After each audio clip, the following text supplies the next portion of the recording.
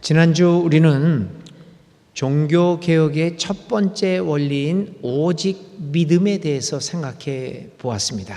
그 믿음이 무엇인가? 어떤 믿음이 우리를 구원하는 것인가에 대하여 생각해 보았습니다. 오늘은 종교개혁의 두 번째 원리인 오직 은혜를 중심으로 생각해 보려고 합니다. 믿음이라는 단어와 마찬가지로 은혜라는 단어도 교회에서 가장 많이 사용되고 있는 단어 중에 하나일 것입니다. 우리는 말끝마다 은혜를 말하곤 합니다. 그런데 우리는 어떤 의미로 그 은혜라고 하는 단어를 사용하고 있는 것일까요? 찬양대 찬양이 끝난 후 우리는 곧잘 은혜스러운 찬양이었습니다 라고 말을 하곤 합니다. 저와 같은 설교자들이 가장 많이 듣고 싶어하는 말도 은혜라는 단어일 겁니다. 목사님, 오늘 설교 너무 은혜스러웠습니다. 오늘 설교에 많은 은혜를 받았습니다. 그런 말을 들으면 괜스레 기분이 좋아지고 내가 오늘 설교를 잘했나 보나 라고 하는 생각도 슬그머니 들어오곤 합니다. 저도 예배를 끝나고 제가 교우님들이 나오기 전에 저 앞에 서가려고 그냥 이쪽으로 내려가서 그 복도를 전설력을 다해서 뛰어갑니다. 몇 살까지 그렇게 뛸지는 모르겠습니다만은 하여튼 지금은 기운이 있어서 뛰어나가서 누구보다도 먼저 나가서 교우님들하고 이제 악수를 하는데요. 악수를 할 때 어떤 분들이 목사님 은혜스러웠습니다 이렇게 인사들을 많이 하세요. 그럼 참 상당히 기분이 좋습니다. 이거 오늘 설교 끝나고 다들 인사하시겠군요. 이렇게 해서 이제 은혜스럽다, 설교가 은혜스럽다 이렇게 얘기를 합니다. 어떤 경우에는 간증 집회, 찬양 집회 혹은 부흥회 또는 기독교 방송에서 어떤 설교나 간증을 듣고 나서 사람들은 말합니다. 은혜 많이 받았습니다. 어떤 교우 하나가 목사님에게 말합니다. 목사님, 오늘 설교에 은혜 많이 받았습니다. 기분이 좋은 목사가 묻습니다. 그래, 어떤 은혜를 받았습니까? 예, 목사님 설교를 듣고 있는데 눈물이 한없이 쏟아질 뿐만 아니라 이 가슴 깊은 곳에서 뭔가 뜨거운 것이 올라왔습니다. 설교에 은혜 많이 받았습니다. 그럼 거기까지만 질문하지 목사님이 계속해서 질문을 합니다. 근데 어떤 내용이 가장 여러 성도님의 마음을 울리고 그랬습니까? 그러니까 이 성도가 얘기를 합니다. 목사님, 기억은 잘 안 나지만 하여간 눈물이 났고 가슴이 뭉클했습니다. 굉장히 은혜스러운 설교였습니다. 이처럼 은혜라고 하는 말이 우리들 사이에서 사용되어지고 있는 상황을 조금 조심스럽게 관찰해 보면 우리는 한 가지 공통적인 사실을 발견하게 됩니다. 그것은 거의 대부분의 경우 우리들의 감정 혹은 감성과 관계에 있다는 것입니다. 마음이 뭉클해졌다든지 혹은 눈물을 흘렸다든지 가슴 저 깊은 곳으로부터 뭔가 솟아나와서 가슴이 미어졌다든지 등 주로 감정적인 부분과 많이 연결되고 있음을 보게 됩니다. 이런 것들을 기독교적인 용어에 익숙하지 않은 일반 사람들은 어떻게 표현을 할까요? 감동 먹었습니다. 감동받았습니다 라는 말로 표현하게 될 것입니다. 또 다른 경우도 있습니다. 교회 내에서 어떤 문제가 발생합니다. 특히 법을 제대로 지키지 않아서 불법적인 일을 하게 됨으로써 발생하는 일을 처리하는 과정에서 우리는 자주 은혜롭게 하자라는 말을 사용하곤 합니다.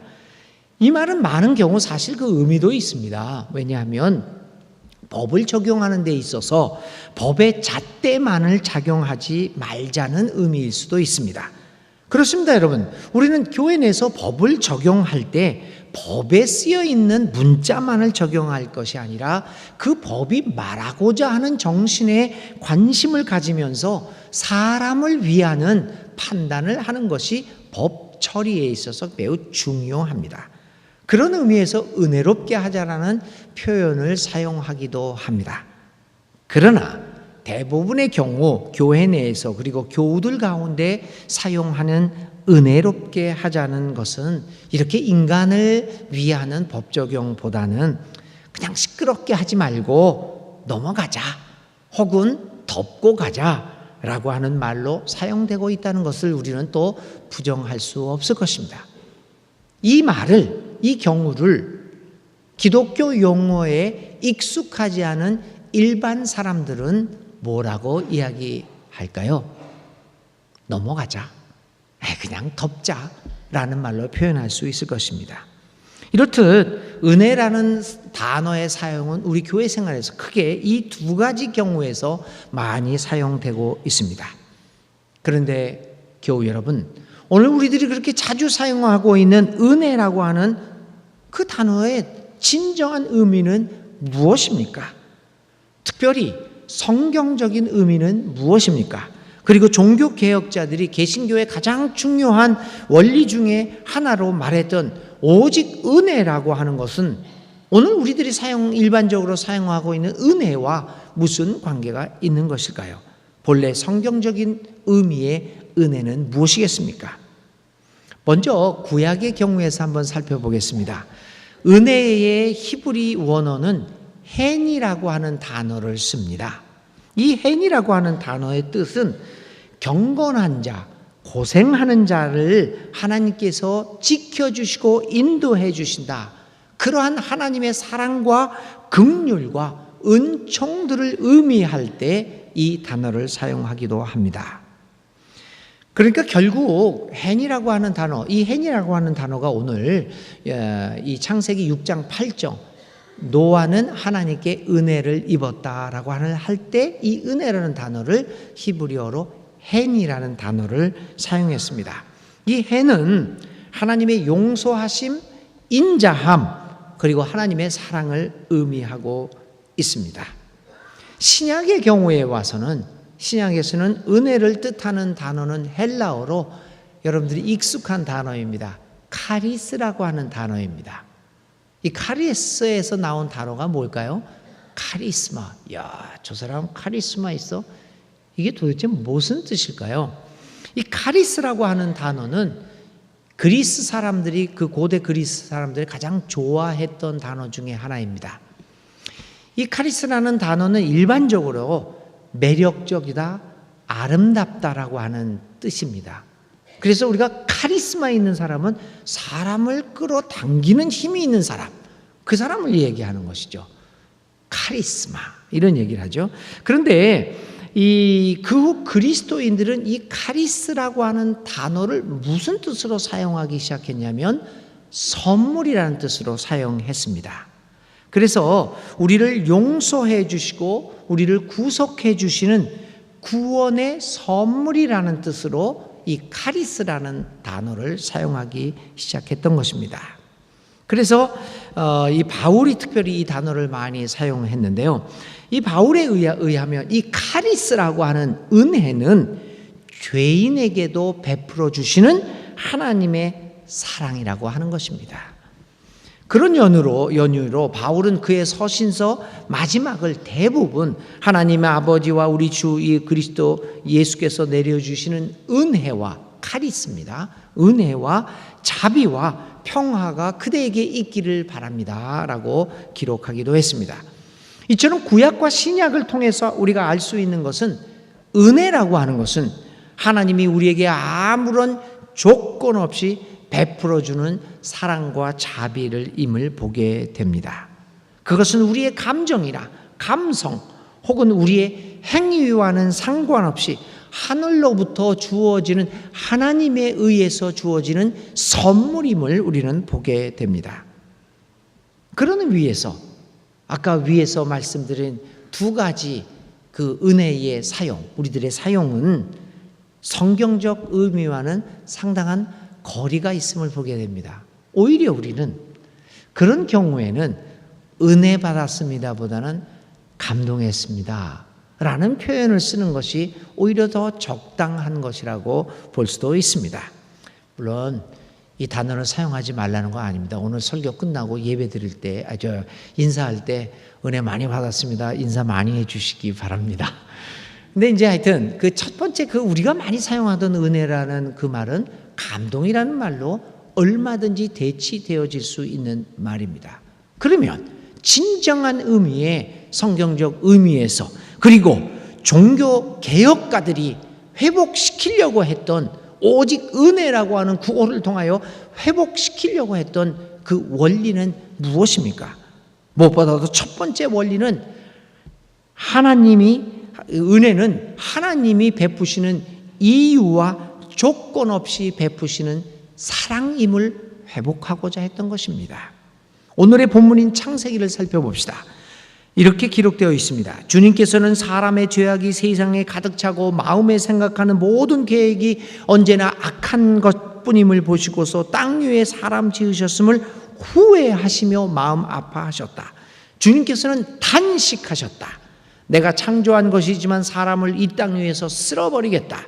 사람뿐 아니라 짐승과 땅 위를 기어다니는 것과 공중의 새까지 그렇게 하겠다. 그것들을 만든 것이 후회되는구나. 근데 그것으로 끝나는 것이 아니라 6장 8절에는 이렇게 얘기합니다. 그러나 노아만은 주님께 은혜를 입었다. 여러분, 오늘의 본문을 읽으면서 우리들의 감정이 생겨납니다. 이 본문은 하나님이 인간의 죄악으로 인하여 이 땅 위의 인간들에게 죽음의 벌을 주는 장면을 기록하고 있습니다. 인간뿐만 아니라 세상의 모든 생명들을 멸망하려고 계획을 하십니다. 얼마나 엄청난 위기입니까? 성경은 이 모든 생명들을 쓸어버리겠다라고 하는 하나님의 결정이 얼마나 견고한 결정이었는가를 강조하기 위하여 하나님이 이 세계를 만드신 것을 후회하셨다, 2번이나 말하고 단식하셨다라고까지 표현합니다. 이 후회하셨다, 단식하셨다라고 하는 표현은 그만큼 이 생명을 쓸어버리겠다라고 하는 하나님의 결정이 굳건한 것임을 말하고 있는 것입니다. 위기입니다. 숨이 막혀옵니다. 죽음을 앞에 두고 있는 사람들의 심정이 얼마나 답답하겠습니까? 숨이 가쁘고 숨이 막혀옵니다. 그런데 갑자기 이 숨 막히는 위기가 반전을 경험하게 됩니다. 노아라는 사람은 하나님의 은혜를 입었다라는 상황이 등장합니다. 웬일인가요? 심판과 멸망, 쓸어버리겠다라고 하는 그 무시무시한 단어들이 범람하고 있는 이 숨막히는 상황에서 느닷없이 은혜, 헨이라고 하는 단어가 등장하고 있습니다. 우리는 인류의 멸망의 위기의 숨가쁜 상황에서 은혜라고 하는 단어의 등장으로 인하여 그 멸망의 위기 앞에서 숨 몰아쉬던 가쁜 숨을 잠시 멈추게 됩니다. 그리고 은혜라고 하는 단어에서 희망을 발견하게 됩니다. 이 은혜라는 단어의 느닷없는 등장이 이 생의 위기를 순식간에 반전시킵니다. 여기에서 우리의 질문이 시작됩니다. 아니, 왜 갑자기 은혜가 등장하는 거지? 무슨 이유에 갑자기 은혜가 등장하는 것이지? 은혜가 갑자기 등장하는 이유는 없습니다. 그냥 등장합니다. 그것은 하나님의 이유와 조건 없는 베품에 의한 것이기 때문입니다. 하나님은 이 세계를 멸망하려고 하셨다가 갑자기 노아로 상징되는 인간들과 이 세상에 대한 사랑을 베푸십니다. 성경 기록자가 말하고자 하는 것이 바로 이것이지요. 하나님의 사랑은 이유 없다. 하나님의 사랑은 조건을 요구함이 없이 우리에게 주어지는 것임을 밝히려 하는 것입니다. 그것은 하나님의 변덕이 아닙니다. 이렇게 죽이려다가 살리려고 하는 하나님의 변덕을 말하는 것이 아닙니다. 그것은 오직 이 세계를 사랑하시는 하나님의 사랑의 최고의 표현입니다. 그는 아무런 대가를 바라지 않고 우리를 사랑해 주십니다. 그것이 성경이 말하고자 하는 은혜입니다. 선물로 아무 대가 없이 아무런 조건을 요구하지도 않은 채 우리에게 주어지는 그 사랑, 그것이 은혜입니다. 우리는 우리의 이웃들을 사랑하라는 하나님의 명령을 받았습니다. 그래서 우리의 이웃들을 사랑하기 위하여 노력합니다. 그런데 우리는 우리들의 이웃들을 사랑하기 위해 먼저 이웃들에게 조건을 요구합니다. 용서했다고 빌어라. 너의 잘못을 먼저 네가 인정해라. 그리고 말로 하든지 뭐 하든지 나한테 사과해라. 그러면 내가 무엇이든지 너를 용서해 주겠다 라고 얘기합니다. 우리는 늘 사랑의 이유와 사랑의 조건을 이야기합니다. 그런데 여러분, 이러한 충분한 조건과 이유로 인한 자비와 사랑과 긍휼을 베푸는 것은 진정한 의미에서 은혜가 아닙니다. 바울은 이것을 깨달았던 것입니다. 자기가 사랑받을 만한 아무런 조건도 이유도 없고 자격도 없는 자신이 하나님의 자비와 긍휼을 잊게 된 것은 순전한 하나님의 조건과 이유 없는 사랑에 의한 것임을 말입니다. 그래서 바울은 그것을 은혜라고 이야기합니다. 바울은 이 같은 하나님의 일방적인 베푸심으로서의 은혜를 아가페 사랑과 동일시합니다. 로마서 5장 8절에 그는 이렇게 말합니다. 우리가 아직 죄인 되었을 때 그리스도께서 우리를 위하여 죽으셨습니다. 이리하여 하나님께서는 우리들에 대한 자기의 사랑을 실증하셨습니다. 여기서 사랑은 아가페라고 표현을 하고 있습니다. 그가 아직 회개하기 이전에 자기의 죄가 무엇인지도 모르고 있을 때, 아직도 죄인의 상태에 머무르고 있을 때 하나님이 바울을 사랑하셨던 것을 그가 깨달았습니다. 그래서 그는 하나님의 사랑을 은혜라고 하는 말로 표현하게 되었던 것입니다. 은혜는 이처럼 조건과 이유 없이 베풀어지는 하나님의 사랑을 의미합니다. 우리는 우리 삶의 현장에서 이 같은 하나님의 사랑을 경험하게 될 때 은혜를 받았다라고 말할 수 있는 것입니다. 오늘 우리들의 교우 관계에서도 서로가 서로를 조건 없이 이유 없이 사랑하게 될 때 우리의 공동체는 진정한 의미에서 은혜의 공동체라고 말씀하고 할 수 있는 것입니다. 종교 개혁가들이 500년 전 회복하고자 했던 것은 바로 이와 같은 이유와 조건 없는 하나님의 은혜로 인한 구원이었습니다. 교회 혹은 어떤 공적을 통해서 이루어지는 것이 아닌 내가 아직 죄인 되었을 때 그리스도께서 나를 위하여 죽으심으로 나에 대한 자신의 사랑을 확증하여 주신 그 하나님의 은혜로 구원받은 것을 말하고자 했던 것입니다. 여러분, 만일 우리가 하나님의 조건과 이유를 묻지 않는 그 은혜로 구원을 받았다면 오늘 우리들도 이유와 조건 없는 사랑과 긍휼, 다시 말하면 은혜를 우리 이웃들에게 베풀어야 할 것입니다. 우리 모두가 은혜로서 구원을 받았으니 이제 우리의 공동체를 진정한 의미의 은혜로 공동체로 만들어 갑시다. 그래서 우리의 믿음의 고백이 이 은혜의 공동체 속에서 나는 날마다 은혜를 많이 받습니다 라고 하는 고백이 이루어질 수 있기를 간절히 기도드립니다. 두 번째로 성경의 은혜의 의미는 그것이 순전히 그리고 오직 하나님에 의한 것임을 말하고 있습니다. 우리는 선물을 받을 만한 자격이나 공로가 없습니다. 우리에게 구원이 주어지는 것은 순전히 하나님에 의한 것입니다. 그것이 은혜입니다. 그런데 종교개혁이 일어나던 16세기 당시 중세의 가톨릭 교회는 면죄부 판매 등을 통하여 구원을 하나님에 의한 것이 아니라 교회와 아니면 어떤 특정한 행위에 의한 것이라고 가르쳤습니다. 구원이 어떤 의미에서는 하나님과 인간이 협력해서 이루어지는 것을 가르쳤습니다. 아니, 어떤 경우에는 교회가 구원의 중간 매개체가 되기도 했습니다. 그들에게는 구원은 순전히 하나님에 의한 것이 아니었습니다. 오직 하나님에 의한 것이 아닙니다. 오히려 구원은 교회에 의한 것으로 받아들여지기도 했지요. 교회 밖에는 구원이 없고 감독 없이는 교회가 없다라고 하는 교리를 강화합니다.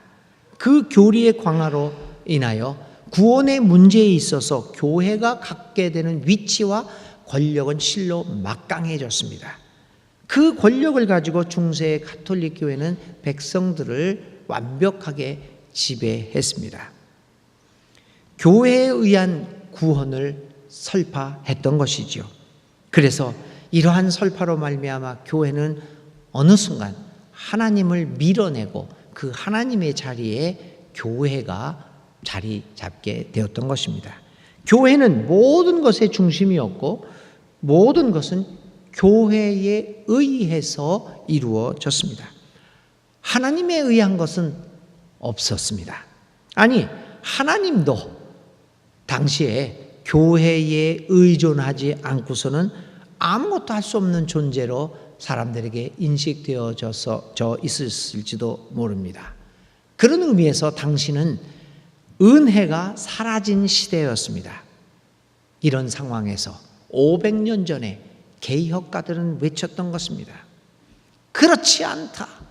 교회에 의한 것이 아니라 우리에 의한 것이 아니라 구원은 오직 은혜, 오직 하나님으로부터 오는 것임을, 하나님에 의한 것임을 부르짖었습니다. 믿는 이들의 삶은 교회에 의한 것이 아니라 오직 하나님에 의해서 이루어진다고 주장했던 것입니다. 교회를 중심으로 오직 교회에 의해서 모든 것이 이루어지던 교회의 시대를 종말을 선언하고 개혁가들은 오직 하나님을 중심으로 해서 하나님에 의해서 이루어지는 은혜의 시대를 선포했던 것입니다. 오늘의 신약 본문인 에베소서는 이렇게 말합니다. 그러나 하나님은 자비가 넘치는 분이셔서 우리를 사랑하신 그 크신 사랑으로 말미암아 범죄로 죽은 우리를 그리스도와 함께 살려주셨습니다. 여러분은 은혜로 구원을 받았습니다. 하나님에 의해서 구원을 받았다고 바울은 외칩니다. 여러분, 우리는 은혜로 구원을 얻습니다. 그것은 우리로 인한 것이 아니라 전적으로 하나님에 의한 것입니다. 그 이후로 우리는 하나님의 은혜로 말미암아 살아가는 존재가 되었습니다. 우리의 삶의 그 어떤 것이 아니라 우리의 삶은 하나님에 의해서 이루어지는 것입니다. 그것이 은혜에 의한 삶입니다.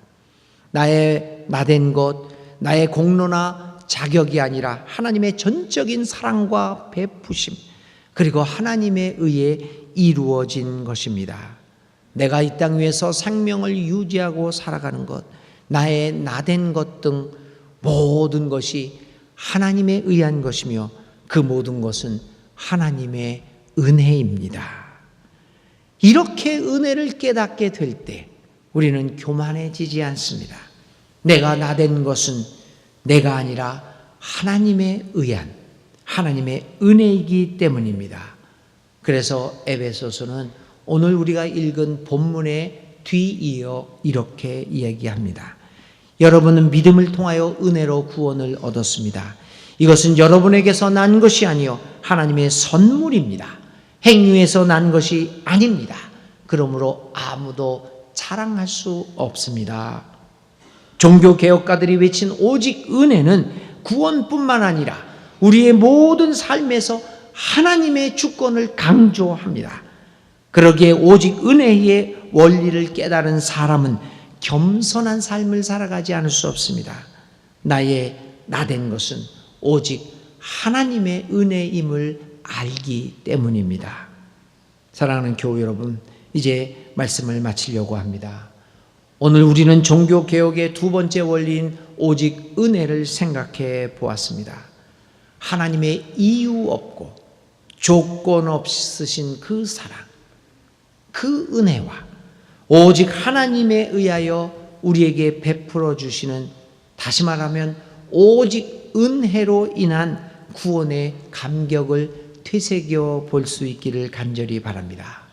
그리고 그 은혜로우신 하나님께 영광을 돌립시다. 우리로 하여금 은혜로 구원을 얻게 하신 예수님을 생각하면서 우리의 이웃들과 함께 은혜의 삶을 살아갈 수 있기를 간절히 기도드립니다. 나의 나됨은 오직 하나님의 은혜입니다. 얼마 전 세상을 떠난 찬양곡 작곡가 신상우 씨의 작품 중에 하나님의 은혜라는 곡이 있습니다. 이제 여러분들에게 이 곡을 들려드릴 것입니다. 이 곡을 들으시면서 나를 향한 하나님의 은혜를 깊이 묵상합시다. 하나님의 은혜, 오직 은혜만이 우리를 살게 해줄 것입니다.